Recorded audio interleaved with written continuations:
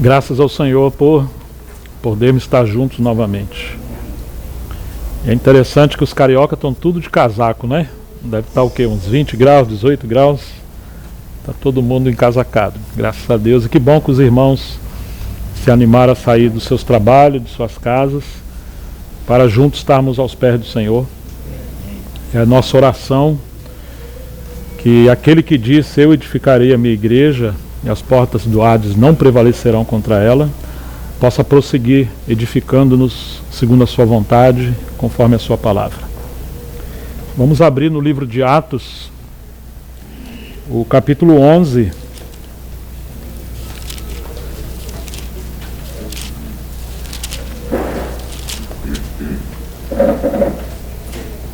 Vamos ler inicialmente dos versículos 19 ao 26. Os que foram dispersos a partir da perseguição que começou com a morte de Estevão se espalharam até a Fenícia, Chipre e Antioquia, não anunciando a palavra a ninguém que não fosse judeu. Alguns deles, porém, que eram de Chipre e de Cirene e que foram até Antioquia, falavam também aos gregos, anunciando-lhes o evangelho do Senhor Jesus. A mão do Senhor estava com eles, e muitos crendo se converteram ao Senhor. A notícia a respeito deles chegou aos ouvidos da igreja que estava em Jerusalém. E enviaram Barnabé até Antioquia.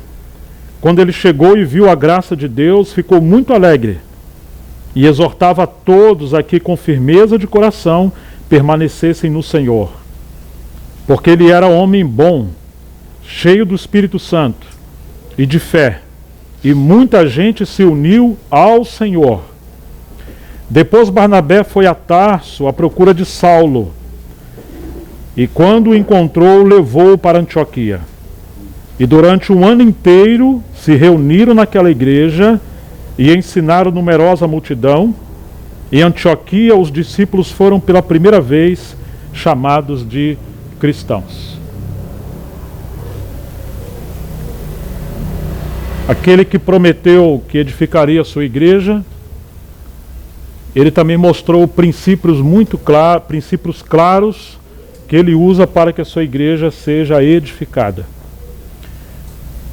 Eu costumo encorajar os irmãos a ler os evangelhos como não só história, mas o treinamento de Jesus com seus discípulos.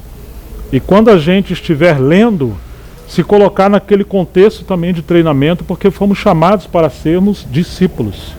E o Senhor falou muitas coisas para os seus discípulos, mas uma delas é que não se coloca vinho novo em odres velhos, porque se colocar o odre velho vai se romper e vai se perder tanto o vinho quanto o odre.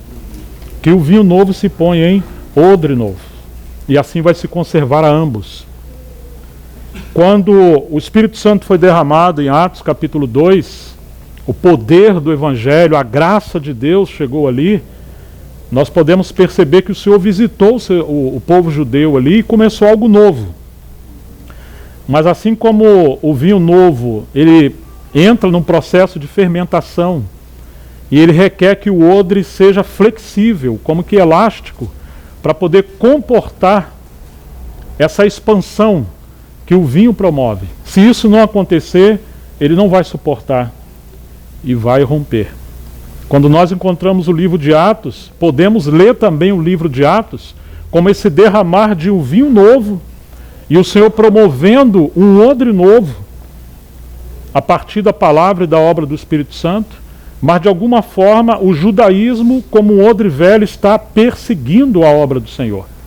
E se a gente ler nessa perspectiva, infelizmente vamos perceber que o odre velho era o próprio povo de Deus, que se tornou institucionalizado com algo que Deus fez, mas que eles não levaram em continuidade.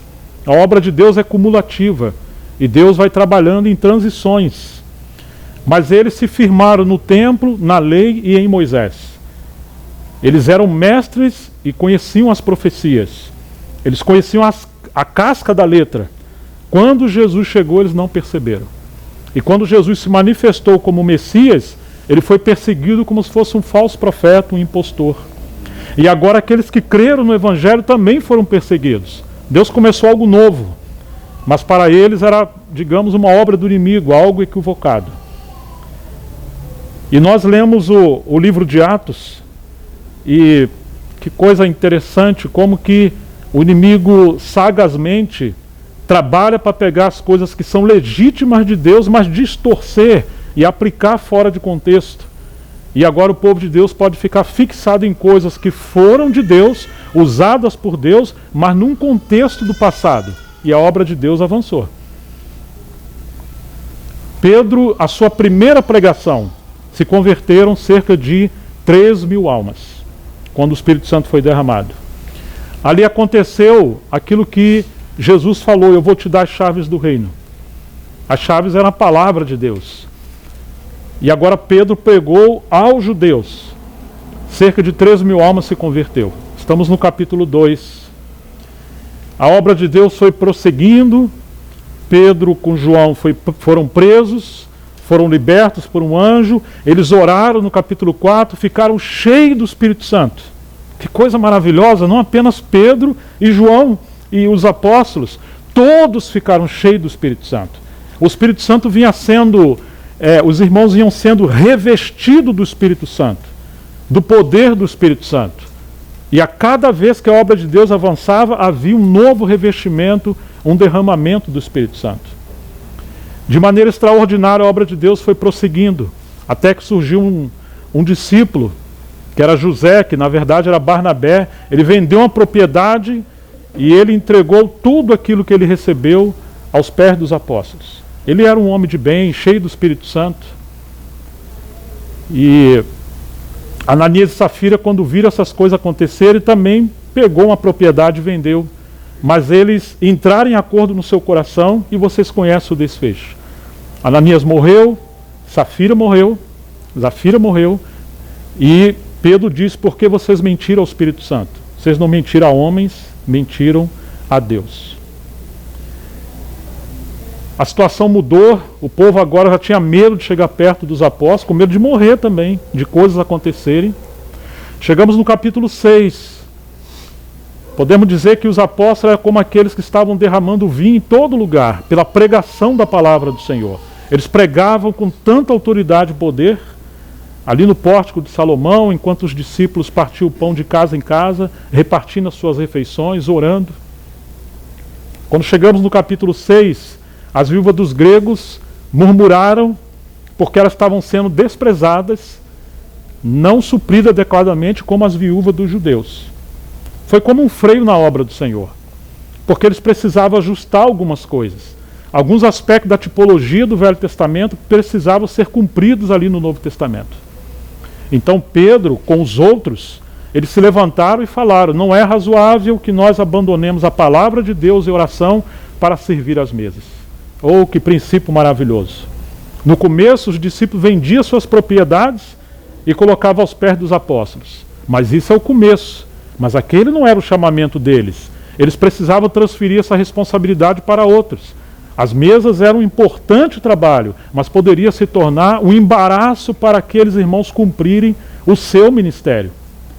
Então eles elegeram 7 varões, cheios do Espírito Santo, de sabedoria, de fé, e quando os apóstolos impuseram as mãos sobre eles, você vai chegar no versículo 7 do capítulo 6, vai dizer que a palavra de Deus crescia e se multiplicava. A palavra de Deus começou a ser propagada com mais autoridade. Grande parte dos sacerdotes obedeceram à fé. E os discípulos começaram a se multiplicar. Uma vez que houve uma necessidade, era necessário haver um arranjo para que essa necessidade fosse suprida. Uma vez que a obra de Deus cresce, é necessário multiplicar novos ministros, novos servos e cooperadores, inclusive diáconos. Uma vez que essas coisas não são acertadas, impede a obra de Deus avançar. E o inimigo queria que os apóstolos ficassem presos, administrando problemas que não eram para eles administrar. E aí nós temos um princípio maravilhoso, que é o princípio da prioridade do ministério da palavra.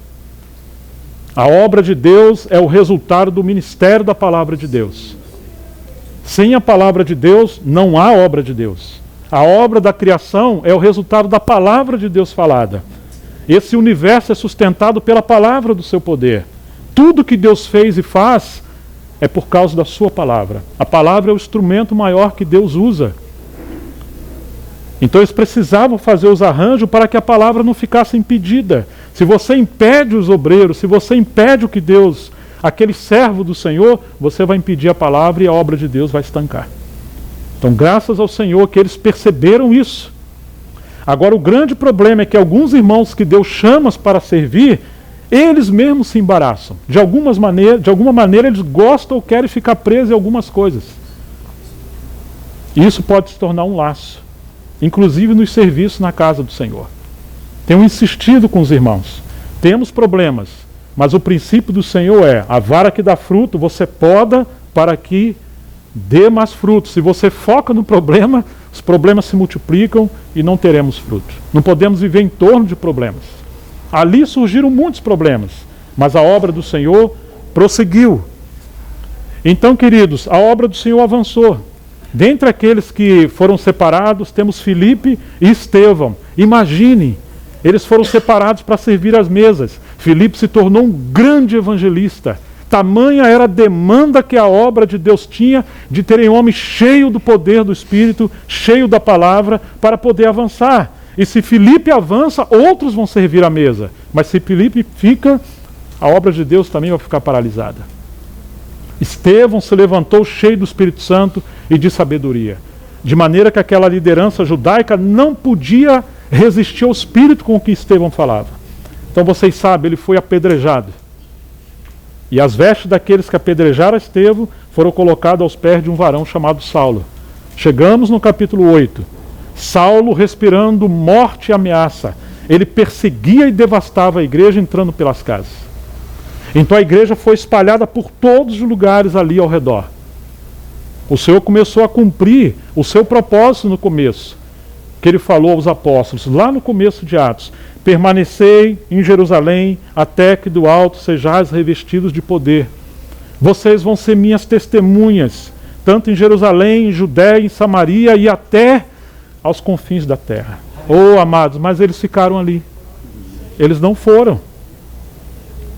E aí agora Deus permite uma grande perseguição. No começo você vê que era uma fúria maligna, mas como disse Lutero, o diabo é o diabo de Deus. Deus é soberano, Deus está no trono, nada está fora do seu controle. Ele permite perseguição, ele permite problemas, ele permite situações para que a obra do Evangelho possa se multiplicar, sua palavra possa prosseguir. Esse foi o meio que Deus permitiu para que os seus filhos, como semente, fossem espalhados por muitos lugares. E o Evangelho também chegasse em muitos lugares. Agora Saulo, respirando ameaças e afronta contra o nome do Senhor, ele vai para Damasco recebendo carta dos anciãos e principais de Jerusalém. No caminho, o Senhor se revela a ele uma luz mais resplandecente que o sol. Agora Saulo cai por terra. Saulo, Saulo, por que você me persegue? Dura coisa é você recalcitrar contra os aguilhões. Você vê que o Senhor já estava falando com ele. Aquela testemunha, porque depois Saulo vai relatar, aquela testemunha do Senhor que foi martirizada, que é Estevão, já era o meio de Deus falar ao coração de Paulo. Quem és tu, Senhor? Eu sou Jesus a quem você persegue. Quando você olha no contexto exterior, o povo de Deus é só um punhadinho de gente, ou uma população. Paulo não via as coisas segundo o Espírito Santo. Paulo vai dizer na sua carta a Timóteo que ele serviu a Deus desde a sua meninice e que Deus lhe achou fiel e o colocou no ministério. Eu pergunto a vocês, quando que Deus achou Paulo fiel e separou ele para o ministério? Porque ele falou para Ananias: Ananias, vai lá na rua direita, tem um homem chamado Saulo, ele está orando, ele viu você chegar, vai lá. Fala: Senhor, eu tenho ouvido muitos males que esse homem tem feito contra o nome do Senhor. Vai, porque ele é um vaso escolhido para mim. e eu vou mostrar o quanto convém ele padecer pelo meu nome. E o Senhor falou para Saulo que ele separou ele ali. Claro que ele foi enviado no capítulo 13 de Atos. Deus o achou fiel quando ele estava perseguindo e ajudando a matar os cristãos. O seu zelo era extraordinário por agradar ao Senhor. Ele foi criado aos pés de Gamaliel. Ele era um fariseu de fariseu, da tribo de Benjamim, circuncidado ao 8º dia, e quanto ao zelo, perseguidor da igreja.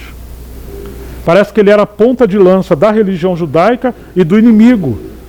Aquele homem que era o homem, digamos, que atingiu o nível mais alto do judaísmo, justamente o seu escudeiro, o seu soldado, o seu lutador mais, digamos, eficaz na sua obra, na obra do inimigo, Deus o capturou e colocou na sua obra. É assim que Deus faz. Agora Saulo se levanta depois de 3 dias, suas escamas caem dos seus olhos, ele passa a testemunhar pelo Senhor, é perseguido em Damasco, tem que descer amarrado num cesto pelas cordas, pelos discípulos. Mesmo o Saulo, um grande homem, quando ele fala: Senhor, o que queres que eu faça? E o Senhor não responde para ele claramente o que ele deveria fazer. Entra na cidade e lá te será dito o que você deve fazer. Deus já estava mostrando o princípio do corpo, o princípio de autoridade. O Senhor não vai falar tudo com você. Ele vai usar os irmãos também para falar com você. Mesmo que sejam discípulos simples.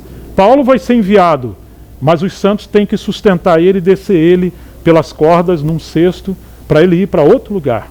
Agora ele chega em Jerusalém. Os apóstolos, os discípulos não recebem o seu testemunho.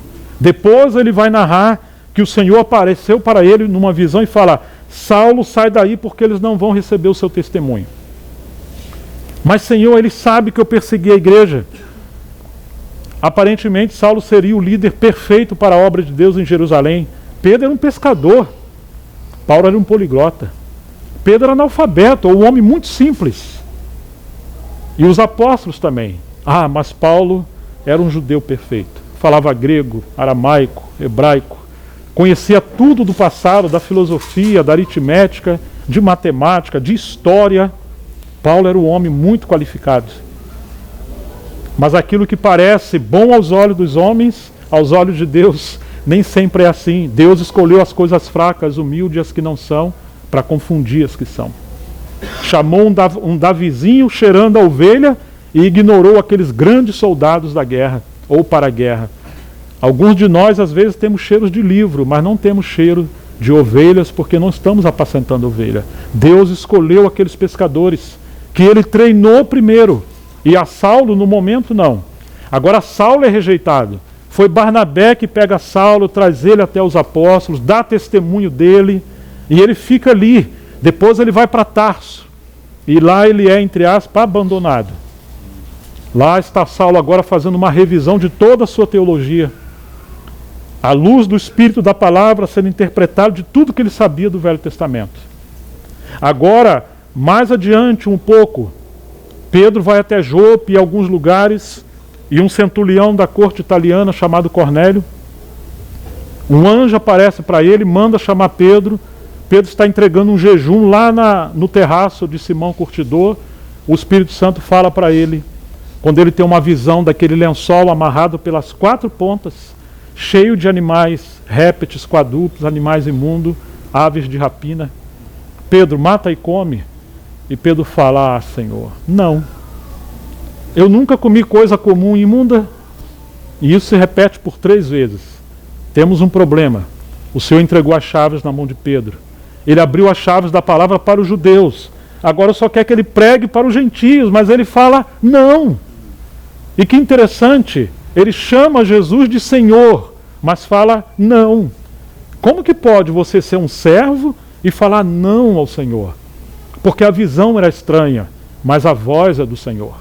Nós temos que seguir a palavra de Deus. Hoje as Escrituras é a palavra de Deus, a voz de Deus. Às vezes a visão, a transição, a mudança, elas mexem com as nossas estruturas. Ela muda tudo aquilo que pensamos. Ela entra em choque com as nossas opiniões. Mas nós devemos acompanhar a palavra de Deus. Negar a si mesmo, não o Senhor. Agora aqueles soldados chegaram até a casa ali daquele Simão Curtidor. Muito interessante a maneira que Deus trata com cada um de nós. vá chamar Simão Pedro, que está na casa de Simão Curtidor. São 2 Simãos, não confunda. O Simão Curtidor ficava em Jope. E Jope foi onde, quando Salomão está construindo o templo, as madeiras que vieram de Tiro e das cidades gentílicas entraram para Jerusalém por meio de Jope. E ali você tem o mar e o rio chegando até ali. Então as madeiras representavam os gentios. E a casa de Deus que foi construída lá na época de Salomão para conter a glória de Deus, era formada de madeiras também dos gentios e todos os utensílios também de Jerusalém e de Israel.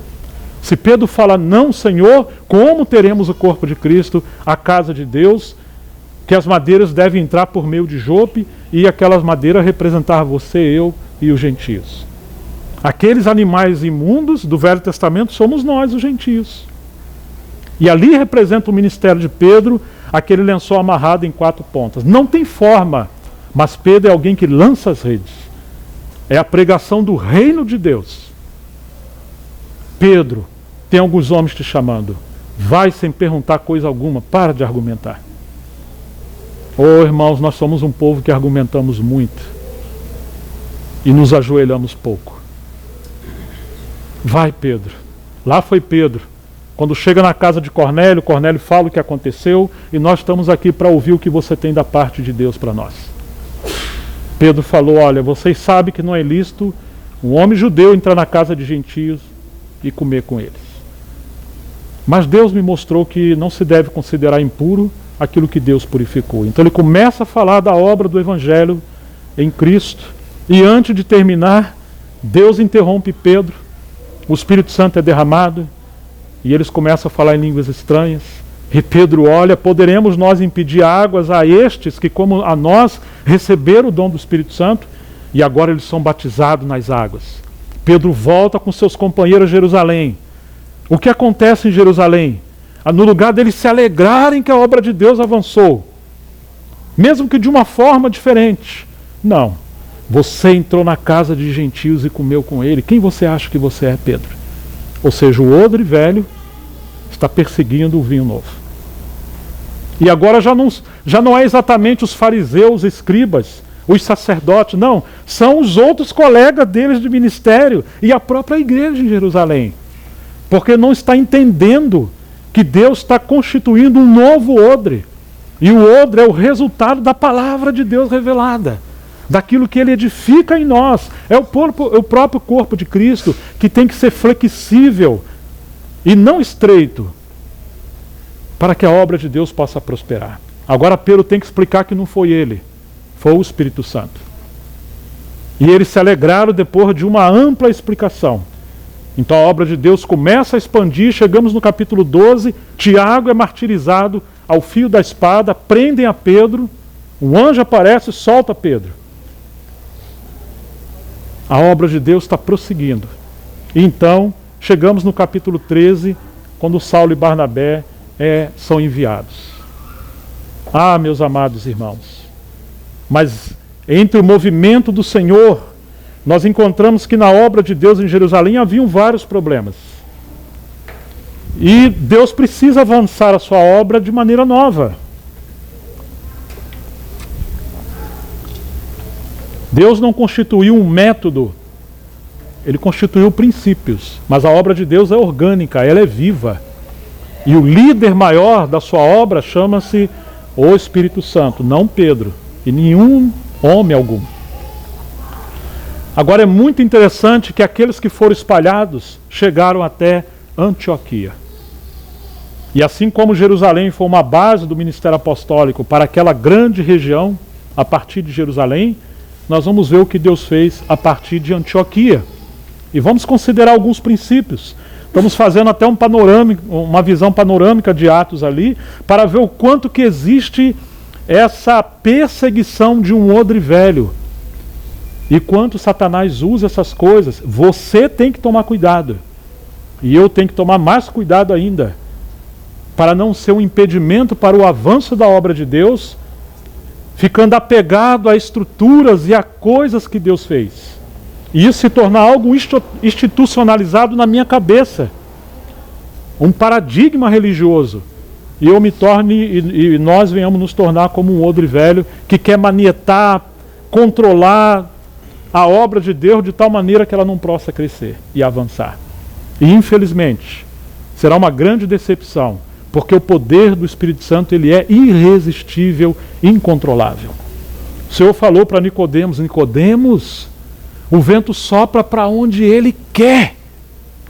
Você pode ouvir o seu som, a sua voz, mas você não sabe de onde ele vem e nem para onde ele vai, e assim são todos aqueles que são nascidos do Espírito Santo. Você não pode controlar os nascidos do Espírito Santo. Eles serão soprados pelo Espírito Santo. Se as coisas começam a ficar controladas, elas deixaram de ser a obra de Deus, se tornaram obra dos homens. O problema é que às vezes nós temos tão medo do sobrenatural, da obra do Espírito Santo, por causa do neopentecostalismo ou alguns problemas que tivemos do passado, e nos tornamos cessacionistas, ou seja, a gente deixa de crer na obra do Espírito Santo. Amém.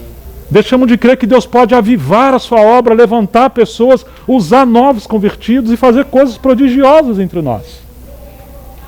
No livro de Atos não dá tempo de ter um concílio, de tratar tantas coisas. Filipe está pregando no lugar, o Espírito Santo arrebata ele, não tem tempo de falar: ô Pedro, eu estou sentindo no Senhor. Não, Pedro, vamos orar, Filipe, vamos chamar ali fulano, aguenta aí, você é muito novo e tal.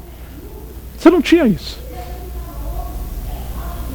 Ah, irmãos, claro que existe o período extraordinário e um tempo de ordem.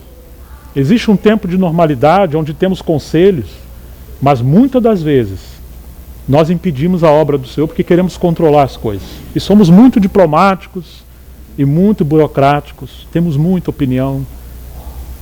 Nós somos um povo acostumado com muita burocracia, muitas reuniões, e não chega a lugar nenhum muitas das vezes. Que Deus tenha misericórdia de nós. Amém. Olha o que aconteceu no capítulo 11, versículo 19. Os que foram dispersos a partir da perseguição que começou com a morte de Estevão. Então o sangue derramado de Estevão se tornou a semente do Evangelho ser expandido em muitos lugares. Se espalharam até a Fenícia, Chipre e Antioquia, não anunciando a palavra a ninguém, a não ser que fossem judeu. Como é que pode isso? São discípulos, são gente simples, mas eles não queriam pregar para os judeus. Então você vê que tem um odre antigo aqui. Se dependesse dos judeus, irmãos, os gentios não seriam salvos. Aqueles animais na visão de Pedro representam cada um de nós. Claro que o Senhor nos deu a nova natureza para nos comportarmos como ovelhas. Sabe que as aves de rapina não param em lugar nenhum, né? Você chega perto, elas voam e gostam de comer coisa estragada. Às vezes nós somos assim. Não queremos estar sujeito a ninguém. Não queremos viver coordenados junto com os irmãos. Queremos sempre estar migrando de galho em galho. Mas o Senhor está nos transformando à imagem do seu Filho. Amém. Para que a expressão de natureza seja da nova criatura, o novo homem, não o velho homem, que se comporta, como Paulo falou aos Gálatas: vocês estão se mordendo como se fossem bestas feras se devorando. Cuidado para não matar uns aos outros. Que coisa terrível! Então, eles não queriam pregar aos gentios a palavra. Alguns deles, porém, que eram de Chipre e de Cirene e que foram até Antioquia. Deus usa pessoas simples. Se dependêssemos só de Pedro e dos outros, como ficaria a obra do Senhor? Graças a Deus que eles foram os pioneiros. Graças a Deus que eles tiveram as chaves do reino e da palavra. Mas Deus quer contar com todos nós, com todos os seus filhos. E eles chegaram ali até Antioquia, falaram também aos gregos, anunciando-lhes o Senhor Jesus, o Evangelho do Senhor Jesus. A mão do Senhor estava com eles. Que coisa maravilhosa, irmãos. No final do livro de Marcos, capítulo 16, diz que eles saíram por todos os lugares pregando o Evangelho. E o Senhor cooperava com eles, operando sinais, curas e milagres. No começo eles cooperavam com o Senhor, agora o Senhor fala, vão pregar o Evangelho. Vão. Ide por todo mundo pregar o Evangelho a toda criatura. Façam discípulos em meu nome. Ordene, ensine a eles a praticar tudo que eu ensinei para vocês. Mas vão. E se eles não foram, a perseguição chegou. Agora o Senhor queria salvar muitas pessoas. Mas quando não se prega o Evangelho, é como se fechar a boca de Deus. Porque nós cremos que somos o corpo de Cristo. E amanietamos as mãos do Senhor. Como Ele vai operar milagres entre nós? Se Ele falou, esses sinais seguirão os que creem. Em meu nome expulsarão demônios. Em meu nome operarão milagres e curarão pessoas. Vocês vão poder pisar em serpentes e escorpiões. Não tenham medo dos adversários. E se vocês beberem alguma coisa mortífera, se estiverem indo em meu nome, em obediência ao Evangelho, não lhes fará dano algum. Não tenham medo. Irmãos, às vezes não temos tantas coisas acontecendo entre nós, porque não estamos pregando o Evangelho, nós estamos discutindo coisas. Estamos congelados no tradicionalismo. O Espírito do Senhor foi derramado sobre toda a carne. E quando nós pregamos o Evangelho, Ele convence o homem do pecado, da justiça e do juízo. Ele promove o arrependimento. A mão do Senhor estava sobre eles. Precisamos crer que a mão do Senhor está sobre nós. Que o reino de Deus está entre nós. Não podemos ficar vivendo em torno de probleminhas, irmãos. O inimigo tem usado situações como o odre velho para nos amarrar. O meu encargo hoje é encorajar uns aos outros. Que precisamos avançar. Porque você vai ver que em Jerusalém os problemas continuaram. E se você esperar todos os problemas serem resolvidos, você vai partir sendo infrutífero para Deus. Pregar o Evangelho. A mão do Senhor veio sobre eles. E diz a Escritura, muitos crendo se converteram, não a eles, mas ao Senhor. Glória a Deus. A notícia a respeito deles chegou aos ouvidos da igreja que estava em Jerusalém. Alguns podem discordar de algumas coisas que estão sendo feitas. Não tenta explicar muito.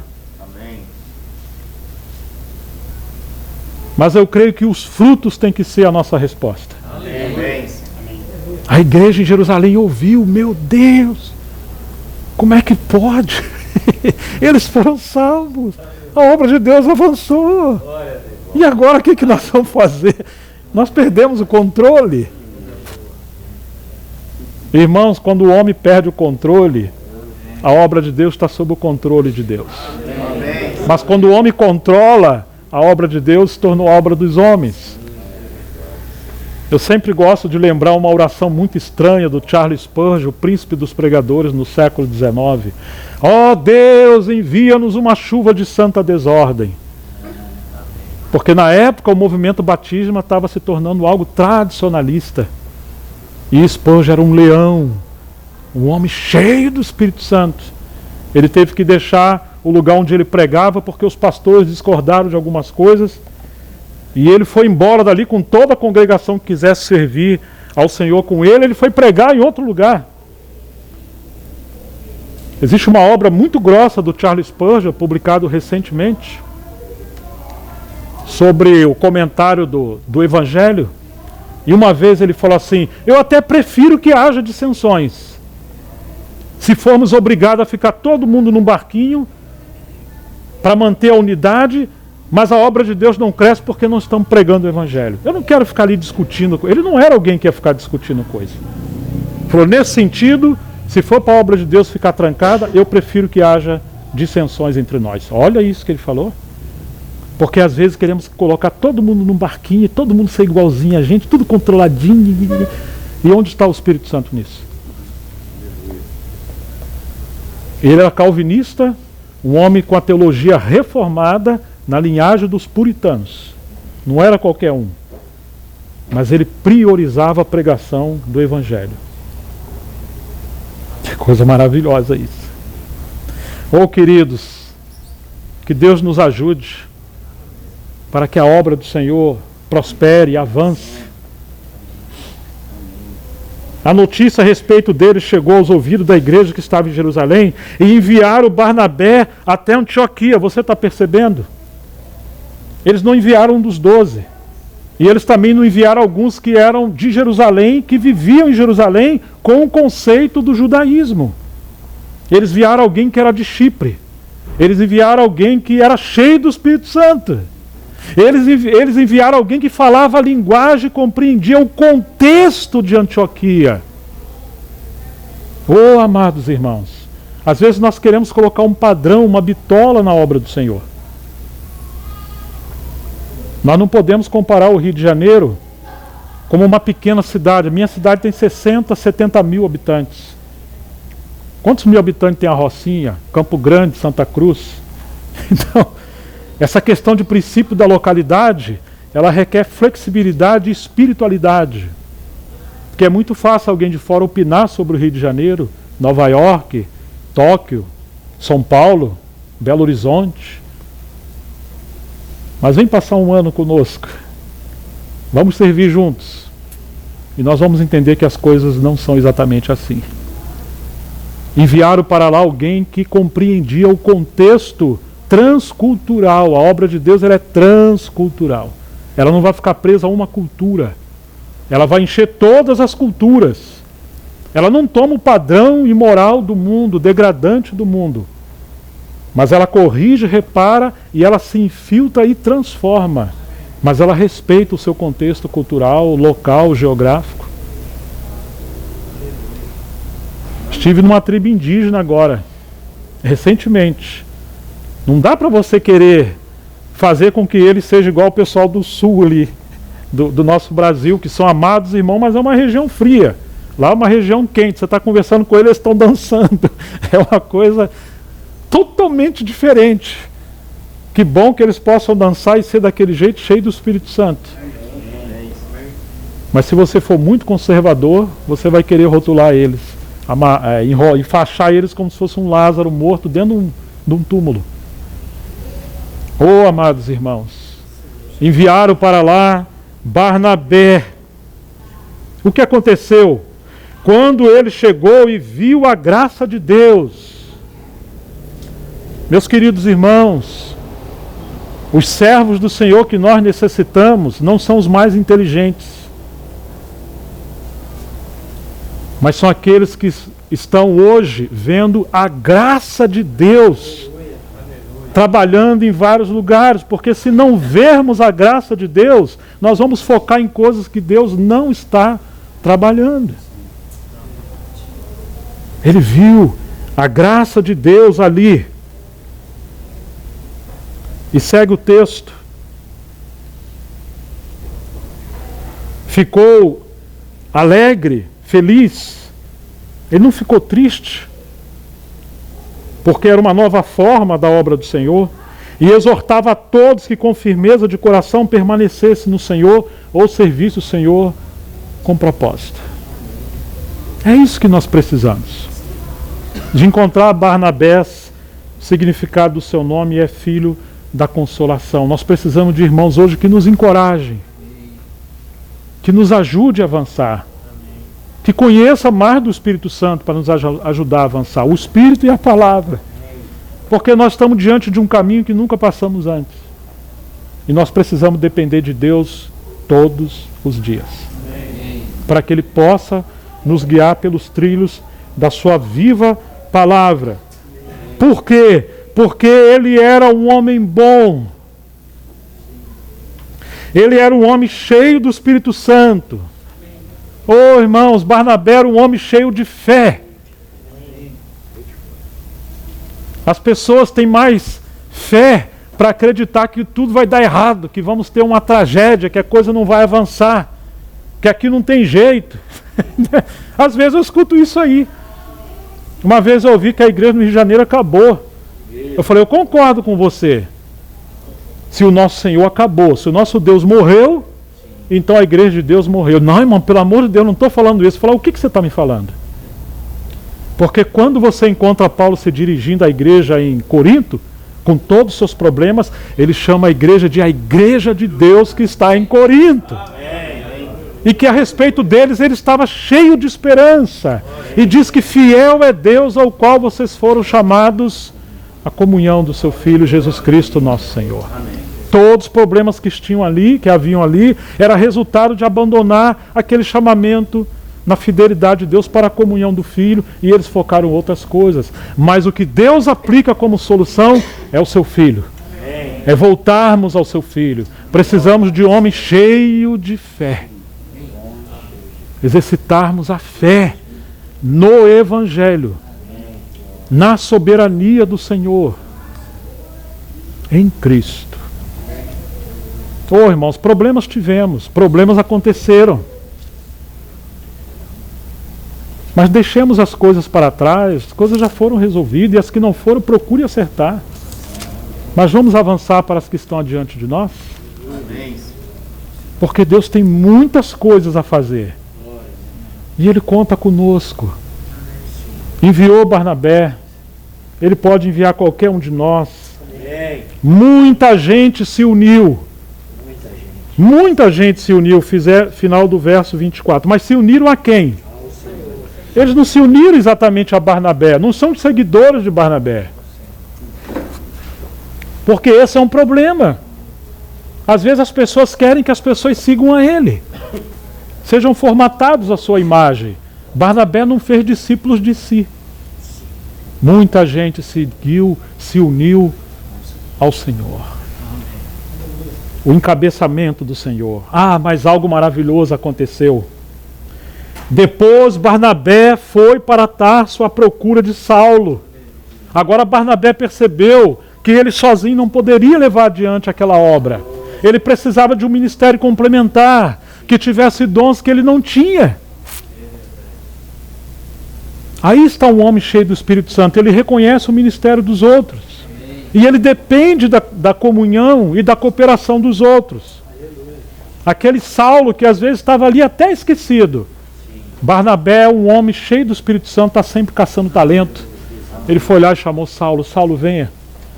E lá foi Saulo. E quando o encontrou, o levou para a igreja em Antioquia. E durante um ano inteiro se reuniram na igreja e ensinaram numerosa multidão. Agora você vê, irmãos, a grande carência que tem de homens da palavra entre nós. E que possamos trabalhar para liberar esses homens.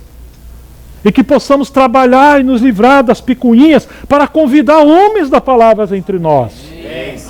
Para que a obra de Deus possa prosperar e avançar. Lá foi ele buscar Saulo. E que necessidade, irmãos, de que uma igreja nova, ou uma igreja num novo mover, seja enriquecida pela palavra de Deus. E diz que em Antioquia, os discípulos pela primeira vez foram chamados de cristãos, não de judaizantes. Alguns acham que isso aqui é um apelido, é um bullying, é pejorativo. Outros acham que é um elogio, os intérpretes e historiadores. Que seja. Mas ali nós temos pessoas semelhantes a Cristo. A obra de Deus está avançando. Não são semelhantes a uma religião. Eles são semelhantes ao Senhor. Uma nova forma da obra de Deus surgiu. A mesma obra. E os problemas de Jerusalém continuam. Mas Deus quer encontrar caminho para a sua obra avançar em cada lugar. Em cada lugar. E cada um tem seu tempo. Imediatamente, como a porta dos céus está aberta ali, tem homem cheio do Espírito Santo. Vamos avançar um pouquinho. Naqueles dias, alguns profetas de Jerusalém foram para Antioquia. E apresentando-se um deles, chamado Ágabo, dava a entender pelo Espírito que haveria uma grande fome em todo o mundo. Essa fome veio nos dias do imperador Cláudio. Os discípulos, cada um conforme as suas posses, resolveram mandar uma ajuda aos irmãos que moravam na Judéia, e eles o fizeram, enviando essa ajuda aos presbíteros por meio de Barnabé e Saulo. No começo não havia necessidade algum em Jerusalém, mas agora surgiu uma grande fome. No começo, Jerusalém e os judeus não queriam que os gentios recebessem o evangelho. Agora Deus está usando os gentios que creram para suprir uma necessidade e quebrantar a igreja em Jerusalém, os apóstolos e toda a Judéia. Deus inverteu as coisas. Veio uma grande fome. Nós não imaginávamos que isso poderia acontecer lá, assim como ninguém imaginava que uma Venezuela rica em petróleo, 30 anos atrás, era um país próspero. Hoje, vivendo o socialismo, estão passando por crises terríveis. Temos muitos irmãos passando crises. Temos ajudado irmãos e irmãs ali. Durante algum tempo já. O salário mínimo chegou a $2,50. Temos irmãos passando necessidade. Um obreiro foi enviado para casa 2 vezes para morrer. E o filho dele virava os olhos de fome. São nossos amigos. Nós não imaginamos o que possa acontecer. Em Cuba temos lidado com irmãos que estão sendo perseguidos. Na África do Sul, temos agora uma revolução acontecendo, uma rebelião. No Haiti mataram o presidente. Em outros países da África está acontecendo coisas terríveis. Lá estão os nossos irmãos.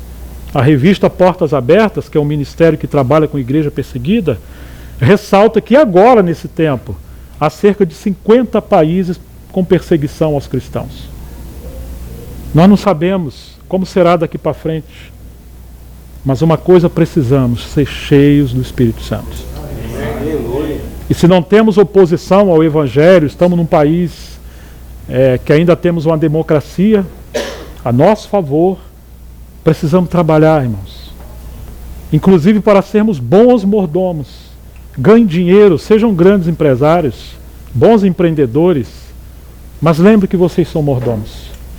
Para liberarmos homens e mulheres da palavra, para que o Evangelho possa crescer. Se não temos oposição entre nós, vamos cooperar onde tem. E vamos liberar homens aqui em tempo integral no Rio de Janeiro.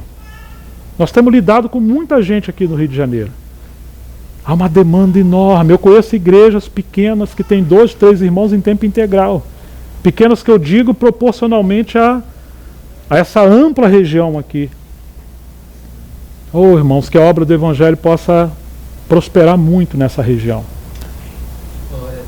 E aqui nós estamos vendo que Antioquia, uma igreja nova, está avançando e está prosperando. Deus enviou profetas. Será que Deus pode enviar profetas entre nós? Ou vamos querer fazer uma sabatina e controlar esses irmãos? Deus vai enviar profeta onde há pessoas abertas. Os profetas no Velho Testamento, sabe o que eles eram considerados? Os perturbadores de Israel. Assim foi chamado Elias. Se Deus enviar profeta entre nós, eles vão nos sacudir. Eles vão nos mexer. Eles vão nos virar ao avesso. Se formos um odre velho, quem sabe vão pensar que eles foram enviados pelo adversário. Mas Deus quer nos virar. Deus não quer que sejamos como Moabe, que ficou ali com o cheiro do seu moço porque não foi virado de vaso em vaso. Ou como Efraim, que parecia um pão ou um bolo que não foi virado. Não podemos ser pessoas institucionalizadas, temos que avançar com a obra do Senhor. Oh, irmãos, aqui está Antioquia. E eles foram lá servir, as suas contribuições voltaram. Quando eles voltaram, Atos capítulo 12, o último versículo, Barnabé e Saulo, cumprida a sua missão, voltaram de Jerusalém, trazendo consigo João, também chamado Marcos. No começo são discípulos que chegaram ali. Eu citei Atos 12, versículo 25. No começo são discípulos. E aí temos Barnabé. Barnabé chama Saulo. Agora vem profetas a Antioquia. Agora os de Antioquia levantam uma oferta. Uma igreja nova. E estão suprindo não só a sua localidade, estão suprindo outra região. Ah, mas lá já tem Pedro, tem a igreja. Não importa. Precisamos seguir o Senhor.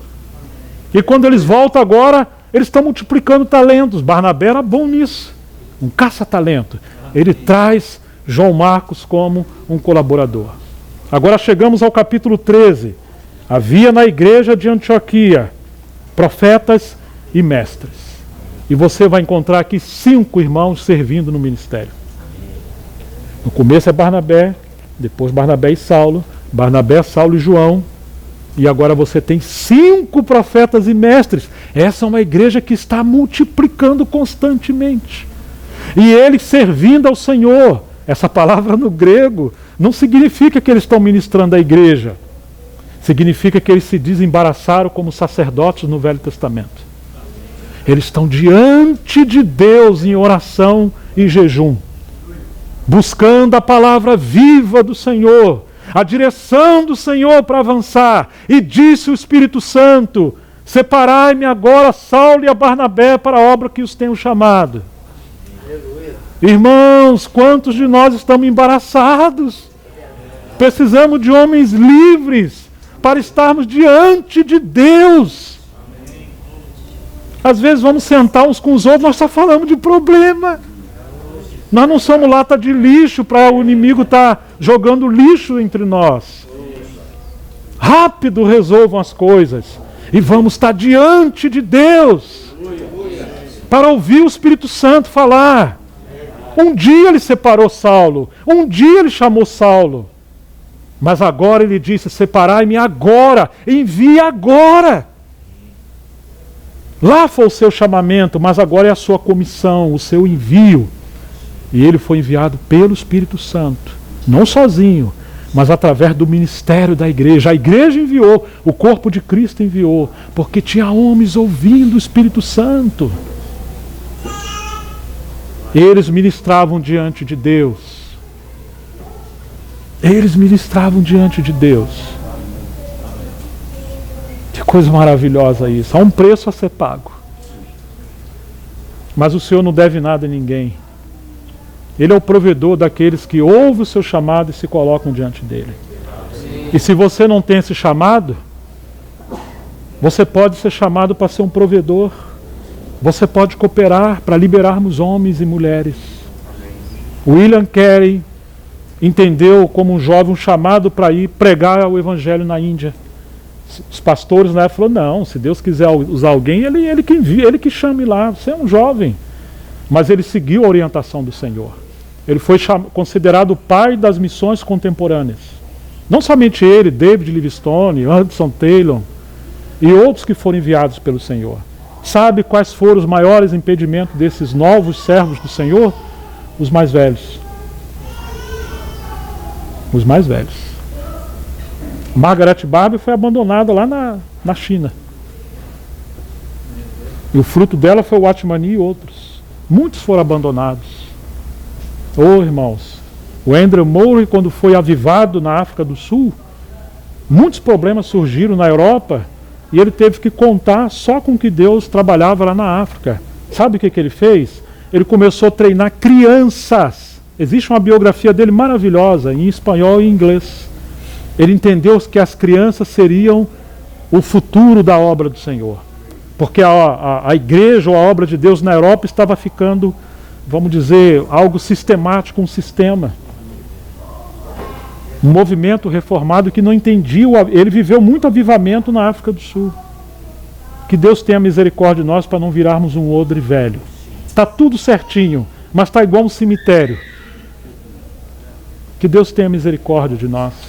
Profetas e mestres, cheio do Espírito Santo, ministrando a Deus, separando tempo para estar em oração. Ó Deus, fala conosco. Ó Deus, aviva a sua obra. Ó Deus, derrama do Espírito Santo. Ó Deus, salve almas nesses dias. Ó Deus, nos envia nesses dias. Ó Deus, nos livre de embaraços. Mas não passe adiante de nós e nos deixe para trás. Separai-me agora Saulo e Barnabé para a obra que os tenho chamado. E eles impuseram as mãos. Você não vê questionamento ali. Você vê obediência e fé. Foram enviados pelo Espírito Santo. Aí temos o versículo 3. Então, jejuando e orando, impondo as mãos sobre eles, os despediram. Eles eram um com esses irmãos. Eles confirmaram uma transmissão ali de autoridade, de espírito e vínculo. Nós somos um, nós vamos apoiar. A obra de Deus é feita por aqueles que Deus envia, disse William Carey. Por aqueles que oram e por aqueles que sustentam com as suas contribuições.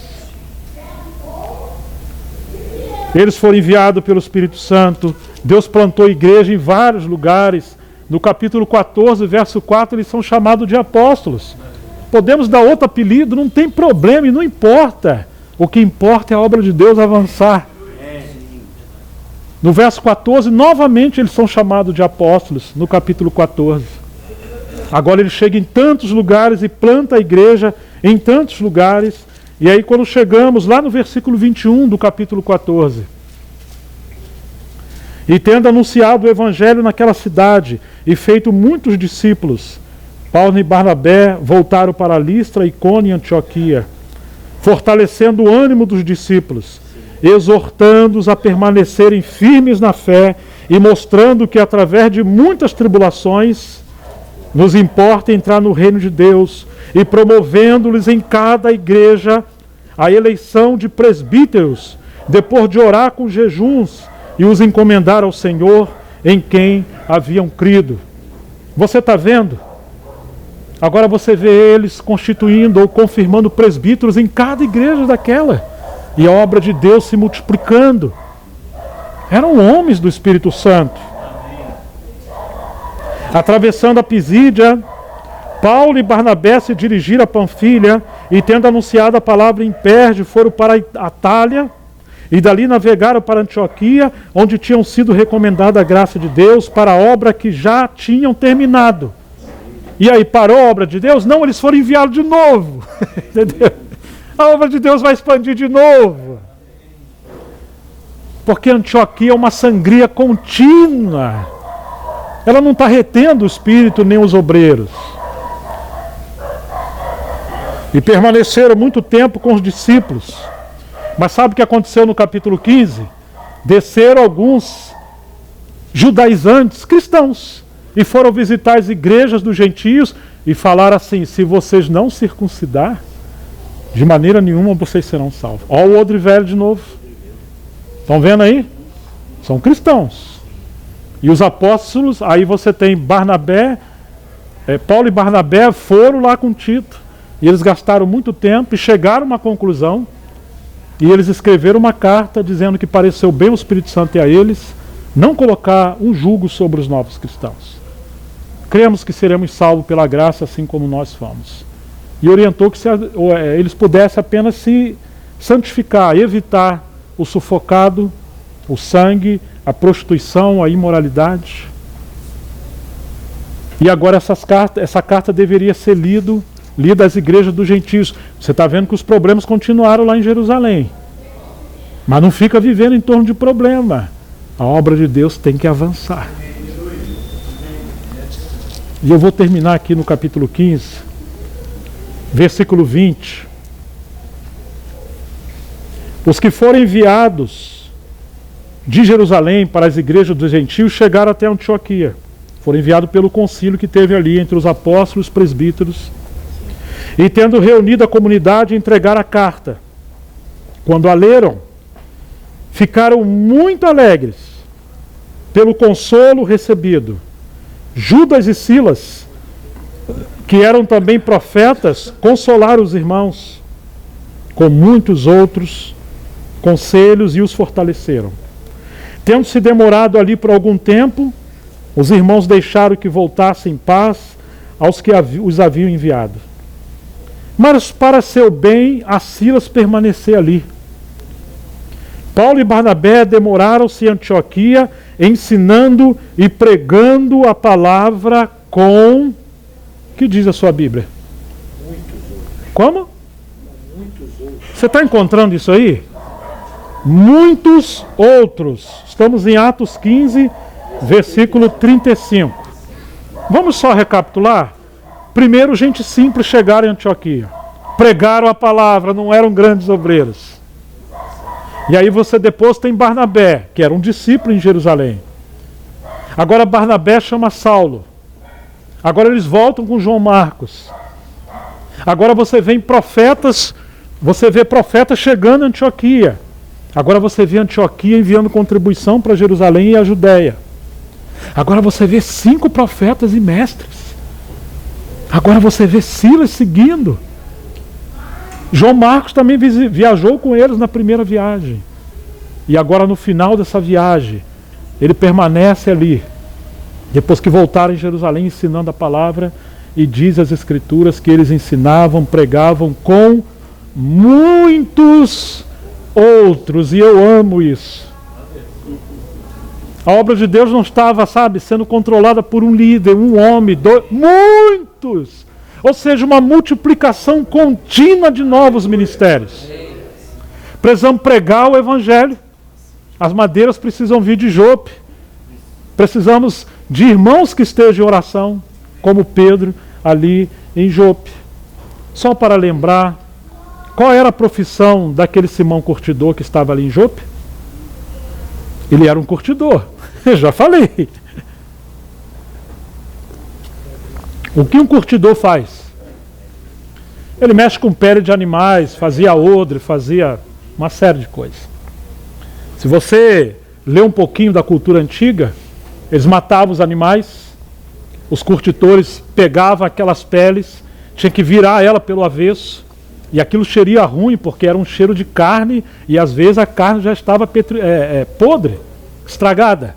Virava pelo meio, limpava com a faca, lavava, trabalhava com aquele couro, botava ele para curtir no fogo, abaixo do fogo, na fumaça.